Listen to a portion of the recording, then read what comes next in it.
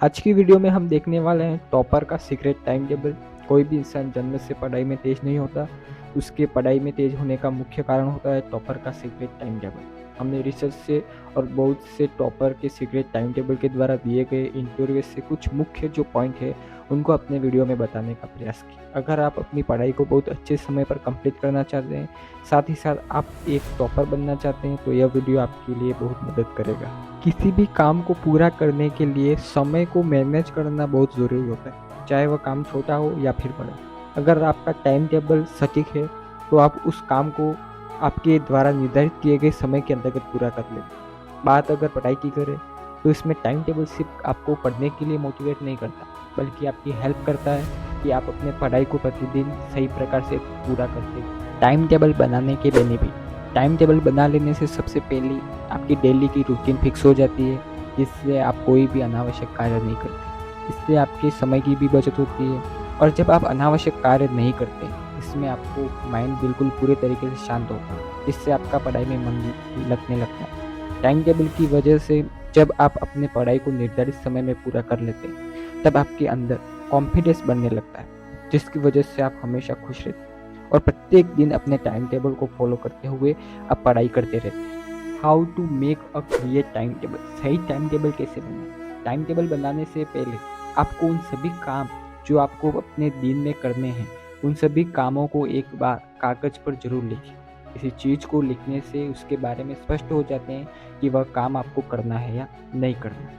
एक बार जब आप उस काम को लिखें तो उसके बाद उन सभी कामों में से आप यह जानने की कोशिश करें कि इनमें से सबसे ज़रूरी काम कौन सा है। जो काम आपको ज़रूरी लगता है उसे अपने टाइम टेबल को पूरा करने के लिए लिखें। उसके बाद दूसरा ज़रूरी काम को पूरा करने के लिए टाइम टेबल में लिखें। ऐसे करते हुए आप उस दिन के सभी कामों को लिखें, साथ में यह भी लिखें कि उस काम को कितने समय में पूरा करना है। How to know the right time to study in time table. Time table में पढ़ाई के लिए सही समय कैसे पता करें। जब आप अपने सभी काम की लिस्ट को तैयार कर लेते हैं, तब आपको अपने बचे हुए समय के बारे में पता चल जाता है। वैसे देखा जाए तो पढ़ने का कोई भी निर्धारित समय नहीं होता। जब आपका मन पढ़ाई में लगने लगता है, तब आप किसी भी वक्त पढ़ाई कर सकते हैं।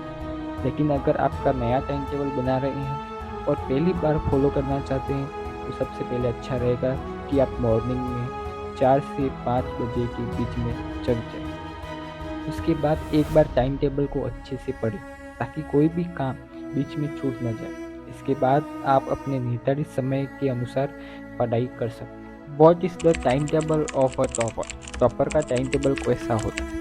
तो इसमें 3 प्रकार के जो टाइम टेबल है वो टॉपर फॉलो करते हैं। पहला टाइम टेबल है वो है डेली का टाइम टेबल। सेकंड पॉइंट है इसमें है आपका weekly time table, and third है आपका मंथली टाइम टेबल। इसमें हम पॉइंट वाइज कवर करेंगे। जिसमें पहला है यहाँ पर आपका डेली टाइम टेबल, जिसमें हम प्रतिदिन जो काम करना होता है उसे पूरा लिखते हैं और उसे पूरा करते हैं, जैसा अभी हमने देखा था। वह टाइम टेबल प्रतिदिन टाइम टेबल के बारे में ही था। सेकंड हम देखें तो weekly time table. Weekly time table में जो कार्य हम प्रतिदिन करते हैं, उसमें से जो काम हम अधूरा लगता है उसे पूरा करते हैं, या जिस चीज़ पर हमारी पकड़ कमज़ोर है उस पर और ज़्यादा काम करते हैं, ताकि हम पढ़ाई में किसी भी रूप में कमज़ोर ना पड़े और क्लास का टॉपर बने। थर्ड टाइम टेबल वो होता है वो आपका मंथली टाइम टेबल, जिसमें टाइम टेबल का आखिरी प्रकार है। जो स्टूडेंट मंथली टाइम टेबल को फॉलो कर लेते हैं, वह कभी भी पढ़ाई में कमज़ोर नहीं होते।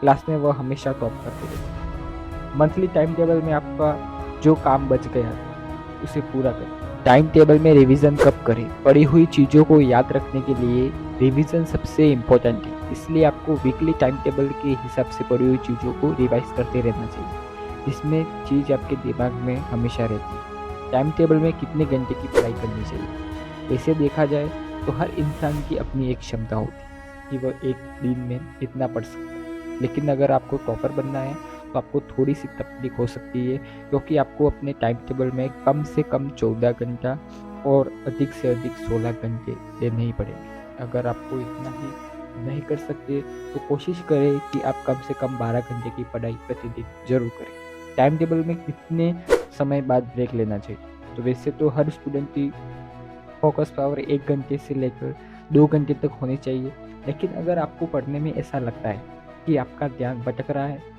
या मन नहीं लग रहा है, तो आप हर 1 घंटे के बाद 5 मिनट का ब्रेक ले सकते हैं। और अगर आप लगातार पढ़ सकते हैं तो कोशिश करें कि 2 से 3 घंटे के बाद 10 से 25 मिनट का ब्रेक लें। ब्रेक के समय रिलैक्स होने के लिए क्या करना चाहिए? जब आप पढ़ने के बाद ब्रेक लेते हैं उस वक्त आपको खुद से पूछना है कि आपको कौन सी चीज़ पढ़ने में मज़ा आता है। अगर आपको समझ में नहीं आ रहा है तो यहाँ पर कुछ आपको हिंट्स बताना चाहता हूँ जो आपके दिमाग को फ्रेश करने में हेल्प करेंगे। पहला है, कोई अच्छा सा म्यूजिक आप सुनें।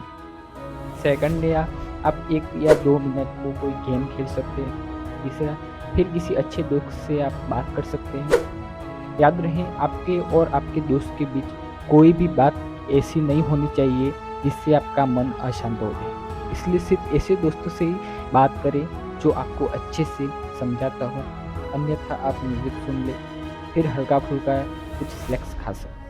आई होप वीडियो अच्छा लगा हो, तो चैनल को सब्सक्राइब करके वीडियो को लाइक कर लेना है जिससे नई वीडियो सबसे पहले आपको मिले। Thank you.